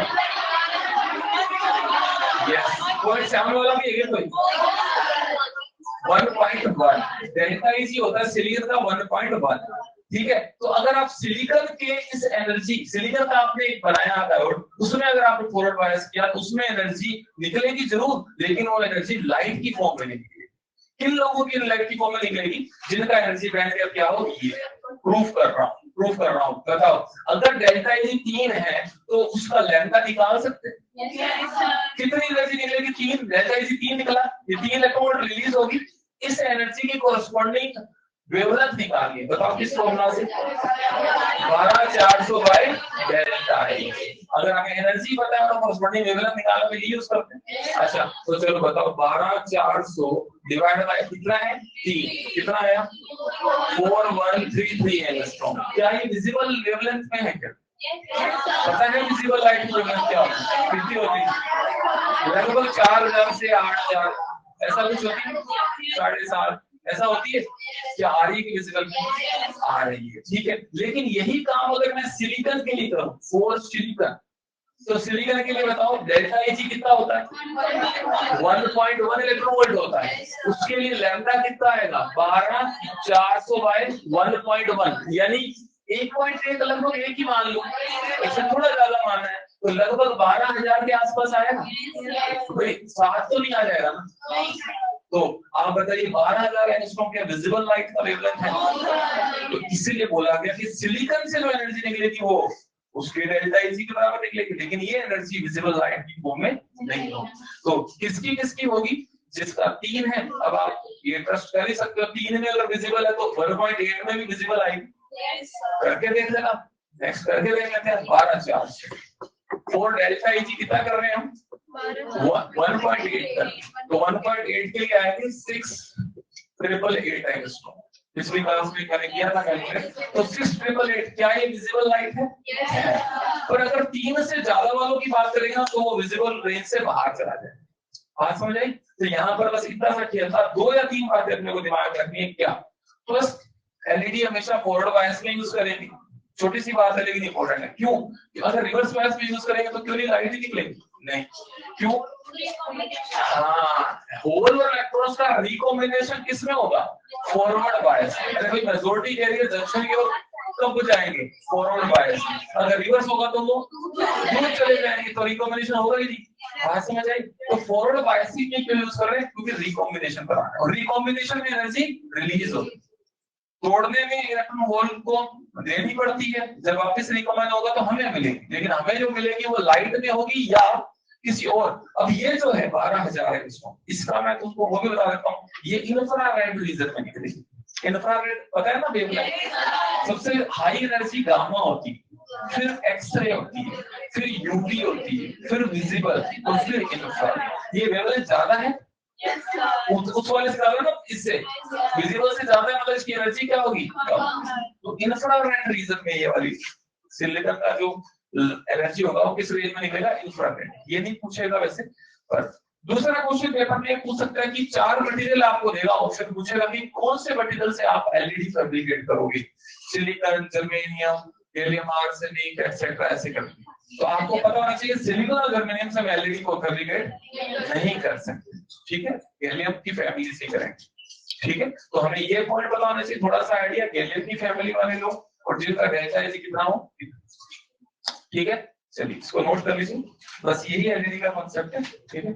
इस हिसाब से एलईडी से लाइट निकल जाती है। इसको हटा रहा हूं, ये लिखने की जरूरत नहीं है, सीधा लिख दिया फॉरवर्ड बायसिंग या रिकॉम्बिनेशन के कारण से एनर्जी निकलती है, ठीक है?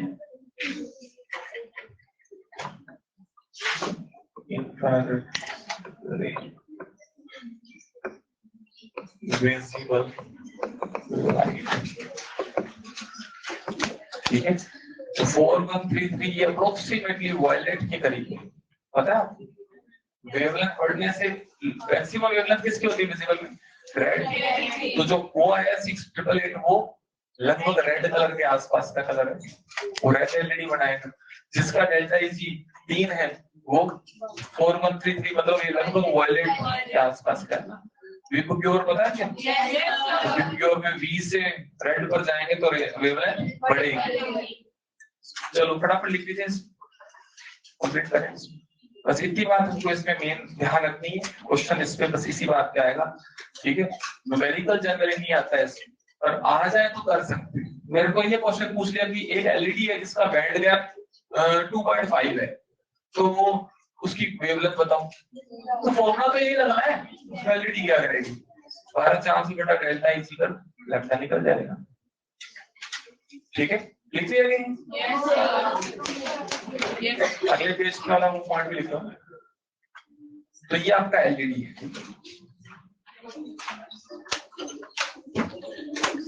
ये नीचे फोर सिलिकॉन बात करिए, सिलिकॉन का डेल्टा इजी 1.1 होता है, 12/400 बटा 1.1 लगभग 12,000 आएगा, ठीक है? ये 12 से थोड़ा कम आएगा जो भी, तो वो लेकिन वो विजिबल में तो नहीं होगा ना।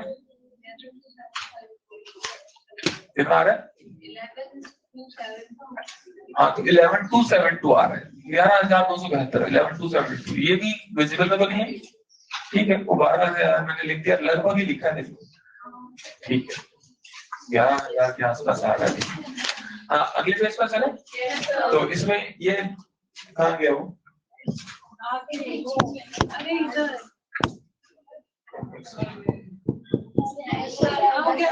आगे ना, ये इसने लिखा 4 delta EG is equals to 1.8, मतलब हम ये प्रूव कर रहे हैं 1.8 से 3 वाली रेंज जो है हमको लाइट देगी, ठीक है? ठीक है, चलिए कर लोगे ना? ये लिख लो, ठीक है? चलिए तो मैं आगे बढ़ रहा हूँ, ठीक है? नेक्स्ट अपना जो डिवाइस है सेकंड क्या बोला था मैंने? Photo diode. तो ये बहुत आसान है, सब लोग सुनिए अब इसको ध्यान से देखिए। अब इसको सुन लीजिए, पहले मैं लिखाऊंगा बाद में। देखिए एलईडी में क्या हुआ था कि हमको एनर्जी मिली थी, मतलब किस फॉर्म में मिली थी? लाइट फॉर्म में। क्यों मिली थी? क्योंकि इलेक्ट्रॉन होल से रिकंबाइन हुआ। अब आपको मैं छोटी सी बात पूछता हूँ, फोटो डायोड में हम क्या करेंगे? इस एलईडी का जस्ट उल्टा प्रोसेस करेंगे, ठीक है? या एक बात आपको मैं पूछूं कि किसी भी डायोड में जब रिवर्स बायसिंग करते हैं तो उसमें कुछ करंट फ्लो होता है कि और होता है कि नहीं होता? होता है। तो इस करंट की जो कोज है, कारण कौन से करिए, और इस वजह से जो करंट की वैल्यू है बहुत ही कम होती है और सैचुरेटेड भी होती है, क्योंकि नंबर कम होता है, लिमिटेड होता है। ये बात क्लियर है? ब्रेकडाउन तक जाने की जरूरत नहीं, हम ब्रेकडाउन पढ़ लिया, ये हम सिर्फ रिवर्स करंट की बात कर रहे हैं। अब मैं आपको एक बात पूछता हूँ, मैंने इस पे क्वेश्चन भी कराया था टेम्परेचर वाला, कि अगर टेम्परेचर बढ़ा देंगे तो क्या रिवर्स कर्व और फॉरवर्ड कर्व अफेक्ट होते हैं? कराया था ना? अच्छा, क्या कराया था कि टेम्परेचर बढ़ा देंगे तो रिवर्स कर्व में करंट बढ़ता है या घटेगा? सिंपल सी बात है यार, रिवर्स करंट किसकी वजह से फ्लो हो रहा है? और अगर टेम्परेचर बढ़ा दिया जाए तो नंबर ऑफ माइनॉरिटी बढ़ेगा, बढ़ जाएगा। अब नंबर ऑफ माइनॉरिटी बढ़ेगा तो करंट भी बढ़ेगा। पर क्या एक ही जरिया है टेम्परेचर से एनर्जी देने का? और कोई तरीका नहीं हो सकता? हो सकता है। तो यहाँ हम दूसरे तरीके की बात कर रहे हैं, वाया लाइट। तो अगर हमारे पास एक छोटा सा डायग्राम बना रहा हूं, चलो इसको बना ही लेना, इसमें अभी नहीं बनाना है, ठीक है? मेरे पास ये P ये है, ठीक है, ये डिफरेंशियल लेयर है, और इसको मैंने रिवर्स बायस किया है। मैं रिवर्स बायस को किया, ये भी बात बताऊंगा। रिवर्स बायस किया है, अब इसमें आप देख रहे हो थोड़ा बहुत करंट फ्लो हो रहा है N2, लेकिन अगर इसमें माइनॉरिटी का नंबर बढ़ जाए तो करंट का वैल्यू बढ़ सकता है। तो हम माइनॉरिटी का नंबर यहाँ कैसे बढ़ाने वाले हैं बताओ जरा? लाइट गिरा करके। अगर हम इस पर जंक्शन पर लाइट इंसिडेंट कर दें तो लाइट से एनर्जी मिलेगी क्या? लाइट की एनर्जी से क्या इलेक्ट्रॉन और होल फ्री होंगे? नंबर बढ़ जाएगा और करंट बढ़ जाएगा। ठीक है, तो यहाँ पर एक तो है ये वाला करंट, जिसमें मान लो मुझे करंट कितना मिल रहा है, आई नॉट 1। आई नॉट किसको बोला था? Reverse saturation. 1 क्यों लिखा? क्योंकि इस केस में मैंने लाइट की इंटेंसिटी I1 रखी। I1 क्या है? Intensity of incident light. थोड़ी सी रखी, थोड़ा सा करंट। लेकिन अगर लाइट की इंटेंसिटी बढ़ाऊंगा तो करंट क्या होना चाहिए? अगर लाइट का इंटेंसिटी बढ़ाया तो मान लो इंटेंसिटी I1 से I2 कर दिया तो करंट कितना हो गया? I0 1 से I2। तो हमको सवाल ये पूछा जाएगा कि इन दोनों में से किस केस में लाइट का इंटेंसिटी ज्यादा है, किसमें कम है? बहुत सिंपल सा सवाल है, जिस केस में करंट ज्यादा है उस केस में लाइट का इंटेंसिटी ज्यादा। अगर मैं और एक केस ले लूं तो बताओ, इस केस में करंट और बढ़ गया। कैसे बढ़ रहा है करंट? क्योंकि इंसिडेंट की जाने वाली लाइट की इंटेंसिटी को बढ़ाते जा रहे हैं। अच्छा, इंटेंसिटी का इफेक्ट करंट पर कैसे हो रहा है, इसको मैं और थोड़ा जो है डीप से बताता हूँ। इंटेंसिटी जो मॉडर्न फिजिक्स में आप एक चीज पढ़ते हैं, फोटो इलेक्ट्रिक इफेक्ट, उसमें आप एक बात करते हैं, अगर लाइट का इंटेंसिटी और लाइट का एनर्जी, दो बातें आप पढ़ते हैं। इंटेंसिटी का सीधा रिलेशन होता है उसमें लाइट में प्रेजेंट फोटॉन्स के नंबर से। सुना है कभी ऐसा? अगर लाइट का इंटेंसिटी बढ़ रहा है इसका मतलब उसमें फोटॉन्स का, तो फोटॉन से एनर्जी के पैकेट्स। ठीक है, अभी इंटेंसिटी का मैंने 100 पैकेट भेजे लाइट की, तो 100 इलेक्ट्रॉन होल क्रिएट होंगे। लेकिन अगर लाइट का इंटेंसिटी बढ़ा दिया और 200 फोटोन अगर उसमें जा रहे हैं तो कितने होल क्रिएट होंगे? 200। तो करंट भी बढ़े रहे ना। तो इंटेंसिटी का संबंध किससे हो गया? करंट से हो गया, via number of photon. Intensity बढ़ने से फोटोन बढ़े, फोटोन बढ़ने से करंट बढ़े। ठीक है, पर हम सीधा लिखेंगे because I03 is greater than I02, I02 is greater than I01। ये I0 क्या है? करंट लिखूंगा, और सो कर देंगे क्या? इंटेंसिटी 3 में ज्यादा होगी, 2 में कम और 1 में सबसे कम। ये इंटेंसिटी का इफेक्ट क्लियर हो गया?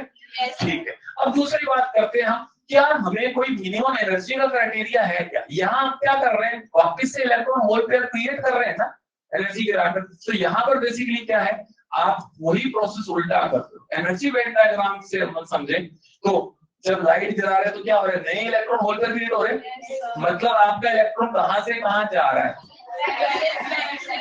वैलेंस बैंड से कंडक्शन बैंड में जा रहे हैं, कंडक्शन से वैलेंस में आ रहा है। वैलेंस में, कंडक्शन से वैलेंस में तो एलईडी में आया था तो एनर्जी निकली थी। यहाँ पर वैलेंस बैंड में इलेक्ट्रॉन होने का मतलब बॉन्डेड होता है, वो कहां चला गया, मतलब क्या फ्री हो गया वहां जाकर, और साथ में क्या क्रिएट हुआ? तुम बताओ, इस प्रोसेस को करने के लिए कितनी मिनिमम एनर्जी देनी पड़ेगी? तो क्या लाइट की एनर्जी का कोई क्राइटेरिया होना चाहिए? होना चाहिए। जो लाइट आप इंसिडेंट कर रहे हो, आप इस बार दे रहे हो ना, बताओ लाइट जो इंसिडेंट कर रहे हो उसकी एनर्जी एचन्यू लिखी जाती है। दिस एचन्यू शुड बी ग्रेटर और इक्वल टू डेल्टा जी। बोलो समझ आया? अगर एनर्जी लाइट की बैंड गैप से ज्यादा है तो आराम से होगा। अगर कम से कम भी रखे तो कितनी होगी? बोलो एच न्यू मिनिमम कितना होना चाहिए? डेल्टा ई के बराबर। बोलो समझ आ गई क्या बात? और बताओ क्या यहाँ से हम न्यू मिनिमम निकाल लेंगे? न्यू मिनिमम आ जाएगा। मिनिमम कितनी फ्रीक्वेंसी की लाइट ये फोटो डायोड डिटेक्ट करेगा? ऐसा सवाल में लैंग्वेज दिखा रहा है, डिटेक्ट। डिटेक्ट मतलब एक्सेप्ट। आप तुम बताओ अगर डेल्टा ई से कम एनर्जी का मैं इंसिडेंट करूं तो क्या वो एक्सेप्ट करेगा? तो ये बैंड गैप 2 है और आप उसको दे रहे हो 1, तो 1 वो एक्सेप्ट ही नहीं कर लेगा। कम से कम 2 देनी पड़ेगी, 2 से ज्यादा एक्सेप्ट कर लेगा। ठीक है, तो यहाँ पर अगर न्यू मिनिमम है तो उससे कॉरेस्पॉन्डिंग इसको क्या लिख सकते हो? NC by lambda max. अभी आप कुछ समझो, अगर न्यू मिनिमम है तो लैम्डा मैक्स होगा ना, और सामने क्या है? डेल्टा। और यहाँ से ये अपना पॉपुलर फॉर्मूला एनसी को क्या लिख दूंगा? 12/4 डिवाइड बाय।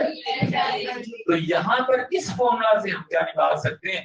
जो लाइट इंसिडेंट कर रहे हो उस लाइट की मैक्सिमम कितनी वेवलेंथ आप रख सकते हो? मैक्सिमम मतलब अगर इससे ज्यादा वेवलेंथ रखी तो क्या होगा? क्या इलेक्ट्रॉन होल का क्रिएट होगा? क्यों? क्योंकि इससे ज्यादा वेवलेंथ रखने का मतलब है एनर्जी डेल्टा ई से घट गई, और घट गई तो फिर आपको पता है। तो सवाल आपको देगा, बोलेगा कि एनर्जी बैंड का कितना है, बताओ इनमें से कौन सा वो वेवलेंथ डिटेक्ट कर सकता है? आप क्या निकाल लोगे? लैम्डा। मान लो आपका लैम्डा में से 5000, ऑप्शन में 5000 दिखेगा आपको, लेकिन 5 से कम वाला ऑप्शन हो सकता है क्या? वो एक ही ऑप्शन दिखेगा। समझ आया? 5 से कम वाले सारे एक्सेप्टेड है, 5 से ज्यादा वाले नहीं। समझ आई क्या बात? तो यहाँ पर 2-3 बातें ध्यान रखने की। इफेक्ट ऑफ इंटेंसिटी, इंटेंसिटी बढ़ने से करंट बढ़ता है। And second one is minimum energy का condition, minimum energy incident should be greater और इक्वल टू डेल्टा। तो बात क्लियर है? बस तो आप इसको नोट कर लीजिए। फोटो डायोड का सिंबल बना रहा हूँ। फोटो डायोड में लाइट आप इंसिडेंट कर लो, ये सिंबल नजर समझ में आता है ना? यहाँ लाइट गिराई जा रही, वहां निकल रही थी, और ये हाई पोटेंशियल। अच्छा मैंने ये नहीं बताया, कुछ बच्चे पूछते सर फॉरवर्ड में क्यों नहीं यूज करते, रिवर्स में क्यों करते हैं? तो सिंपल सा कारण है, फॉरवर्ड बायस में करंट मेजॉरिटी की वजह से फ्लो होता है और नंबर वहां करंट का वैल्यू वैसे ही बहुत ज्यादा है। वहां पर 10,000 लोग काम कर रहे हैं, ठीक है, यहाँ पर बेचारे 100 लोग काम कर रहे हैं। अब आप लाइट गिराते अगर 5 भी बढ़ा देते हैं तो 100 के लिए 5 सिग्निफिकेंट डिफरेंस है, जबकि 10,000 में अगर 5 बढ़ेगा तो वो डिटेक्ट ही नहीं होगा, आपको डिफरेंस फील ही नहीं होगा करंट। इसलिए रिवर्स बायस में करंट एक ड्रास्टिक चेंज आता है अगर आप लाइट गिराते हो, उस चेंज को आप डिटेक्ट कर सकते हो। So what is the purpose of photodiode? यहां लिख सकते हैं to detect intensity of light. ठीक है, बस इसी बात है। एक अगर कोई पूछे एप्लीकेशन तो इस तरह का एप्लीकेशन है। इंटेंसिटी देखो ना, यहाँ पर इंटेंसिटी अलग अलग, आपको पता है कि इतना करंट फ्लो होगा मतलब इतनी इंटेंसिटी। जैसे जैसे आप लाइट की इंटेंसिटी बढ़ाते हैं वैसे वैसे करंट बढ़ता जाता है। इससे आप मतलब लाइट की इंटेंसिटी को डिफरेंशिएट कर सकते हैं, चेक कर सकते हैं। एच न्यू के वैल्यू लिख देते हैं इंसिडेंट लाइट। एच न्यू किसकी एनर्जी? इंसिडेंट लाइट की energy. That should be greater than delta E तो बस ये दो एक्सप्रेशंस हैं, इसमें तुमको एक क्वेश्चन और एक इस चीज को भी। I1 I2 I3 क्या है और I0 I1 I0 ये सब क्या? I0 क्या है? हाँ, तो ये मेंशन करना, बाद में भूल जाओगे। I जो है ये है इंटेंसिटी ऑफ इंसिडेंट लाइट, और जबकि I0 I1 I0 1 I0 2 I0 3 है करंट, रिवर्स करंट, बस रिवर्स करंट लिख देता हूँ। रिवर्स बोल दिया मैंने, ऐसा लिख लेना I0 1 I0 2 ये रिवर्स करंट है, I1 I2 I3 intensity of incident light. ठीक है,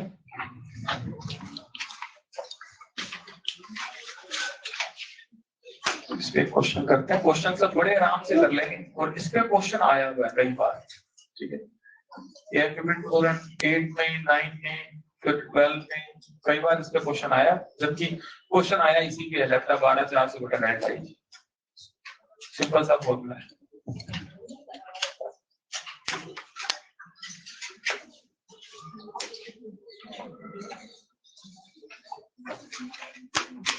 तो